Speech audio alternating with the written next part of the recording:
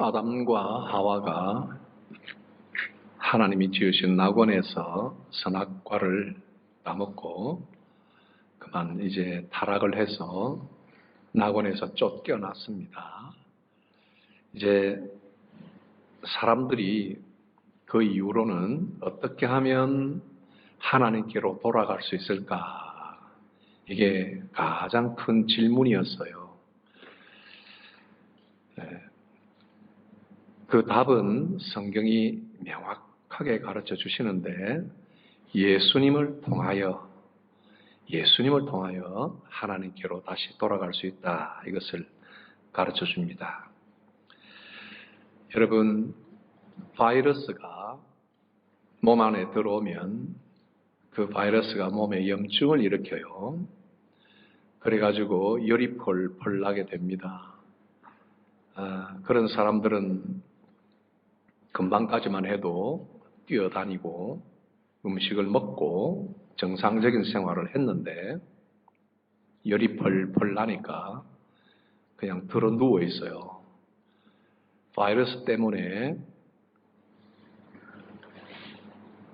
입맛이 다 떨어지고 또 음식을 먹을 수도 없고 정상적인 생활을 못하게 됩니다. 그래서 그 바이러스를 인해서 염증이 생겼단 말이죠. 그런데 열이 난다고 해열제를 많이 먹어서 될 일이 아니에요. 열을 내리는 것도 중요하지만 바이러스를 죽여야 되고 그 염증의 근원인 바이러스를 죽여야 그래야 염증이 가라앉고 열도 내리게 된다 하는 겁니다.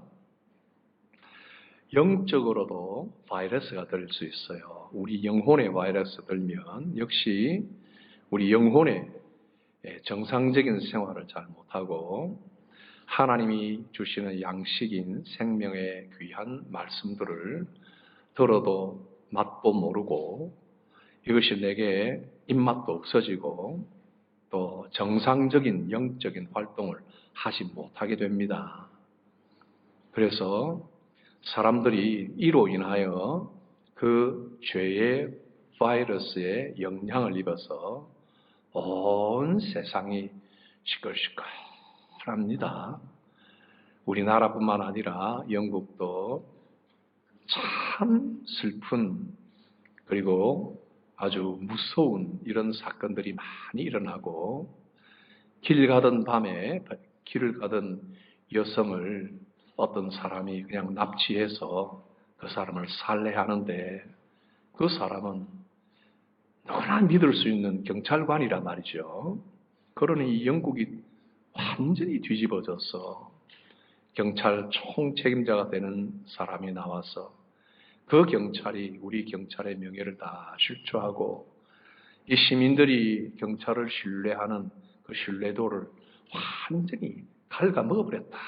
그냥 낡게 만들었다. 이런 표현들을 했어요.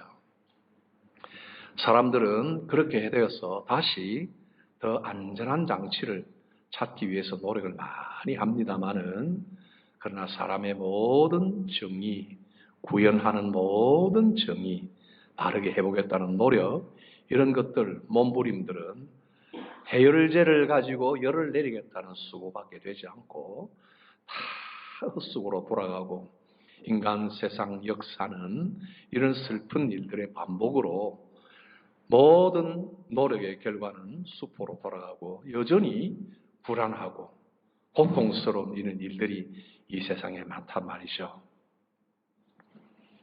우리가 이렇게 과학이 발달하고 의술이 발달한 시대를 살아도 마스크를 껴야 되는 이런 이 참 원시적인, 그죠? 마스크를 하나 낀다고 뭐가 그렇게 달라지겠어요? 그러나 이것이라도 껴서 바이러스가 서로 침투되고 전염되는 것을 막아보자 하고 이렇게 해야 되는 이런 처지에 놓여 있는 우리들이에요.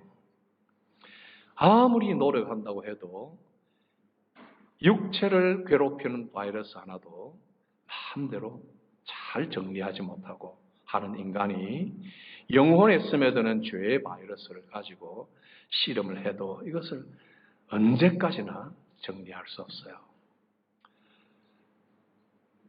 마이클 샌들이라는 사람이 정의란 무엇인가 하는 책에서 그런 글을 쓴 것을 보았습니다.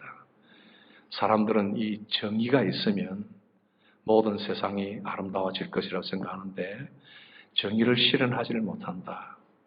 법을 가지고 정의를 실현할 수 있다고 법을 세워봤더니 법을 가지고 못된 장난질을 얼마든지 칠 수 있더라 하는 거예요. 법을 많이 아는 사람들이 법을 가지고 연약한 사람들을 짓누르는 수단으로 사용할 수도 있더라는 거예요. 그러면 무슨 대안이 있느냐? 도덕을 세워야 된다. 사람들은 그렇게 생각합니다. 그렇지.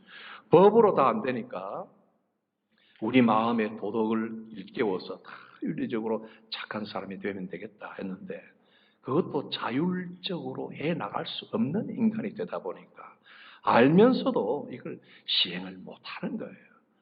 우리 모두가 법 때문에 사는 것은 아니고 도덕만 잘 지키면 이 나라가 깨끗해지고 사회 질서가 잘 안정이 될 것이다 생각하지만 우리에게 자율성을 줄 때 우리 자율성을 가지고 그 도덕을 잘 지킬 수 있느냐.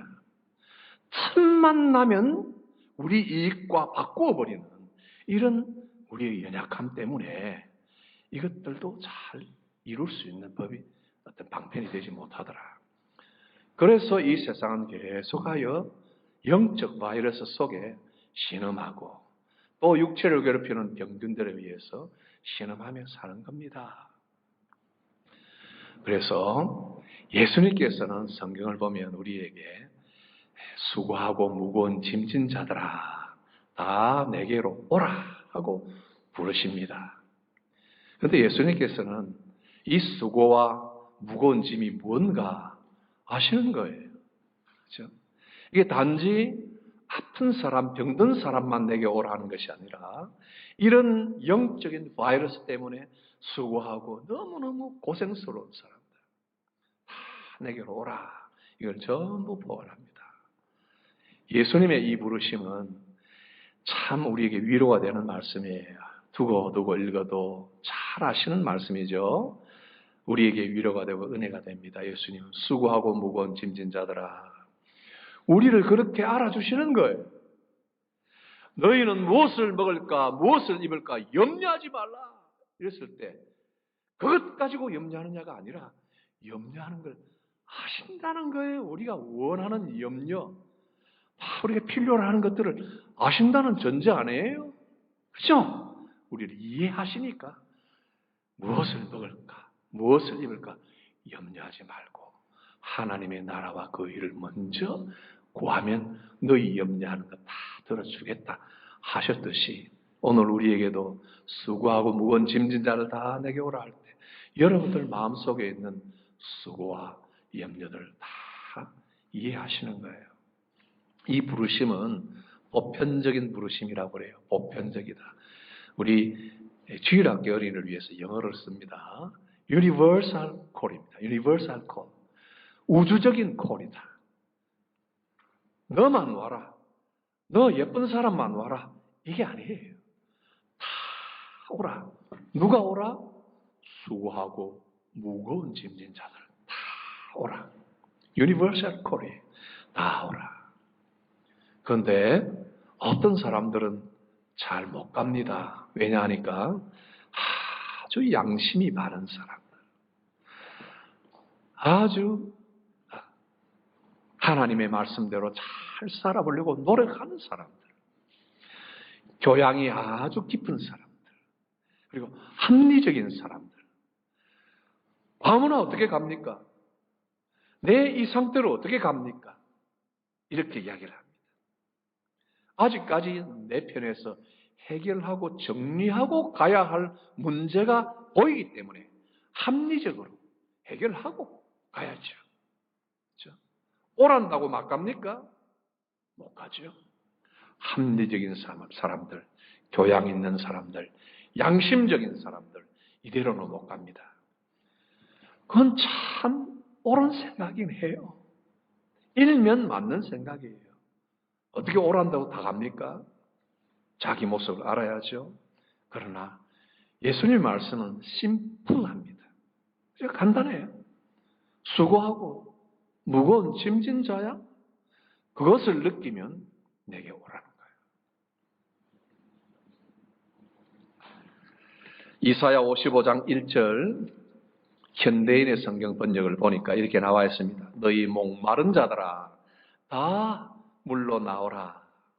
돈 없는 자도 와서 포도주와 우유를 거저 마셔라. 거저 마셔라.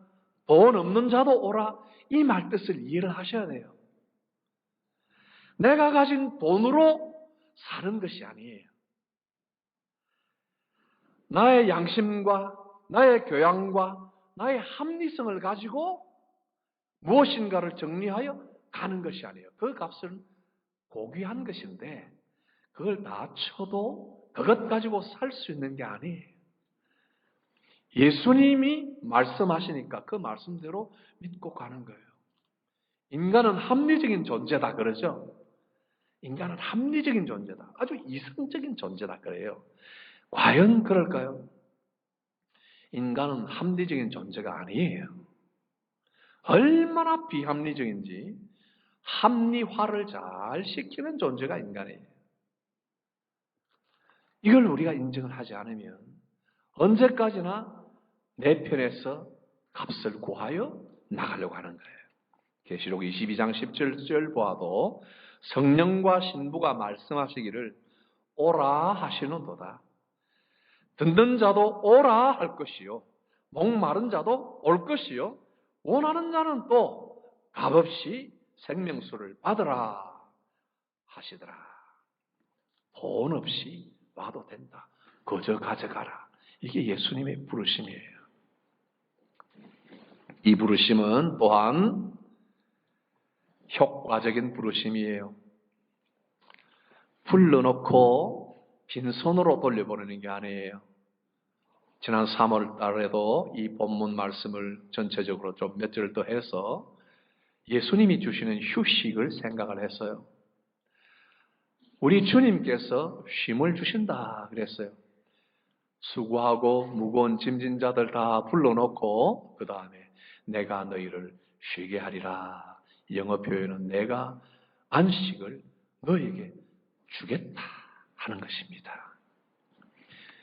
우리들 수고하고 무거운 짐이 다 있습니다. 우리 아버지들의 책임이 있어요. 의무가 있어요. 이런 것들로 인해서 항상 수고하고 또 그 책임을 잘하기 위해서 그 짐을 지고 삽니다. 여러분 한 주일 동안도 고생하고 수고하고 땀 흘리고 많은 것을 안고 살아갑니다. 여러분 중에 한 번이라도 이거 좀 털어버리고 좀 떠났으면 좋겠다는 생각 가진 분 없어요? 여러분들 한국 방문할 때 그런 생각을 좀 가지죠? 많은 선교사님들이 병을 안고 있어요. 선교지에서 병을 안고 시렁시렁 앓다가 한국에 진찰받으러 갑니다. 선교사님과 사모님들이 잘 아파요. 한국을 가면 한국에 내리면 그 사모님이 그렇게 아프다가 아픈 것이 없으신대요.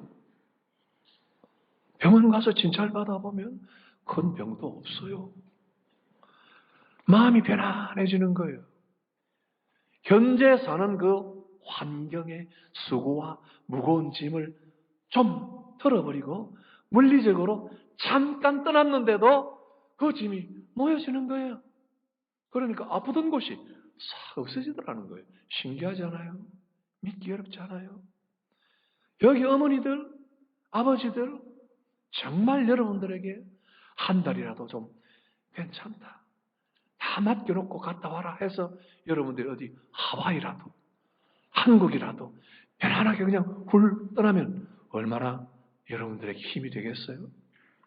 이 수고와 무거운 짐, 인생 살면서 지고 있는 책임과 의무로 인해서 눌려있는 것도 많이 있죠.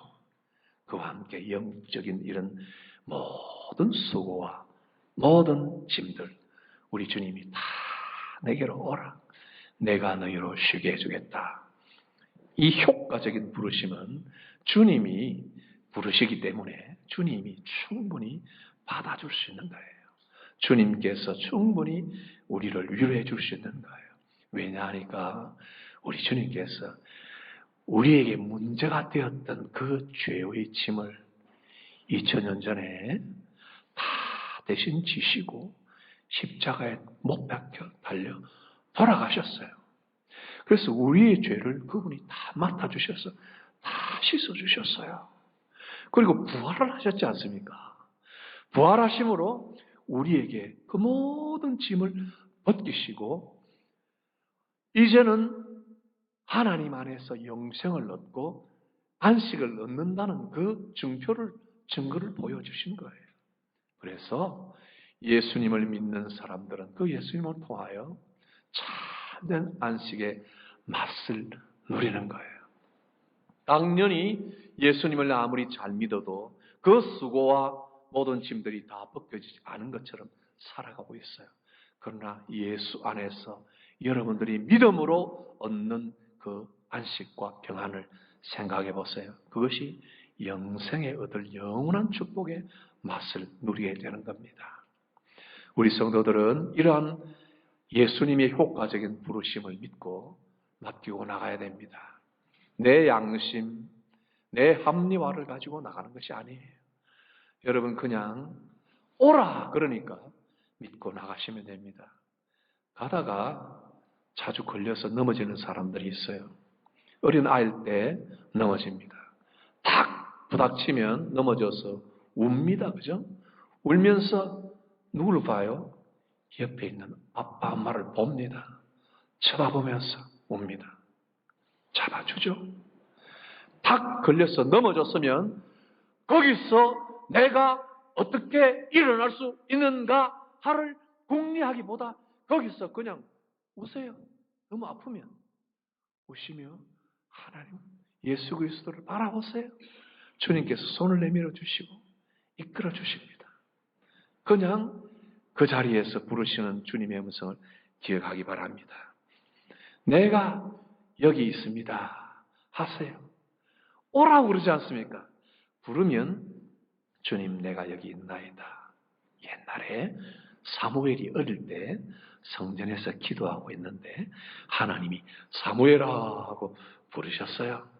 사무엘은 이게 하나님의 음성인지를 몰라가지고 엘리 제사장, 할아버지 제사장 뛰어갔어요. 저를 불렀습니까? 이랬더니 엘리 제사장이 자다가 일어나서 응? 나 안 불렀어?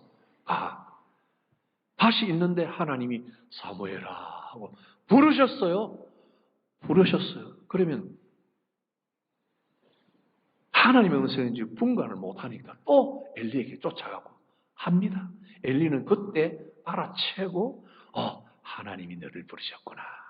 그러면 뭐라고 해야 된다고요? 내가 여기 있습니다 하고 답을 해라고 했어요. 주님이 나를 오라 하네. 예수가 나를 오라 하네.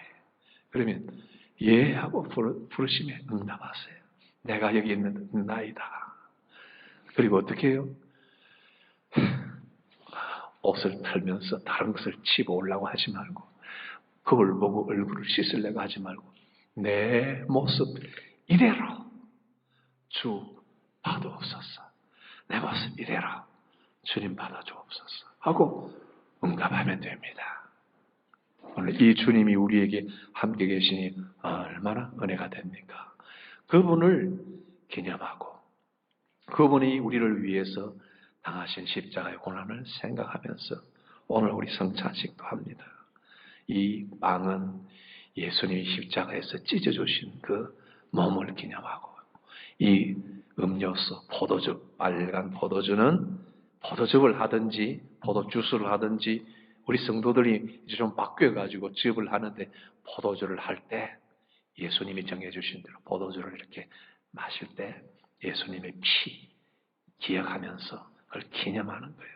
그리고 이걸 받을 때 예수님이 내 입으로 이렇게 빵을 먹을 때 예수님이 나와 함께 계시고 나를 위하여 영적인 양식이 되어주시고 내 몸에 피가 되게 해주신 이 예수님을 기념하고 감사하세요.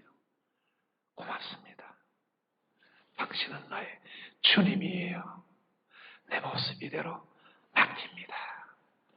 받아주옵소서 하고 하나님이 주시는 레스트, 안식을 얻으세요. 그 평안으로 살아가는 능력과 힘을 얻고 가면 전도자가 되는 거예요. 전도자가.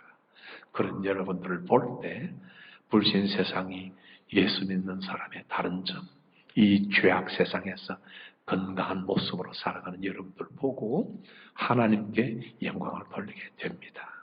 기도합시다. 살아계신 하나님 아버지, 우리같이 비천한 자들을 사랑하셔서 오늘도 오라고 하시며 우리같이 이적으로 나의 수고와 무거운 짐 혹은 우리의 의를 세우기 위해 노력하는 모든 수고까지도 다 주님께서 인정해 주시며 그 짐을 내게 와라, 맡겨라, 그리고 내가 주는 생명수를 마시라고 부르시니 우리는 그저 주님의 부르심에 힘입고 내가 여기 있나이다 하고 나갑니다. 오늘 우리 성도들에게 말씀으로 힘을 다하여 주시고 하나님과 동행하는 기쁨과 능력을 회복하도록 축복하여 주옵소서. 오늘 이 시간 우리가 하는 성찬식 위에 하나님께서 함께 하셔서 우리 성도들이 주님 앞에 더 가까이 나가며 예수님의 고난과 죽음과 부활을 새롭게 상기하고 기념함으로 그 예수님의 구원의 능력과 대속의 능력이 우리 속에서 임하도록 도와주옵소서. 예수님 이름으로 기도드립니다. 아멘.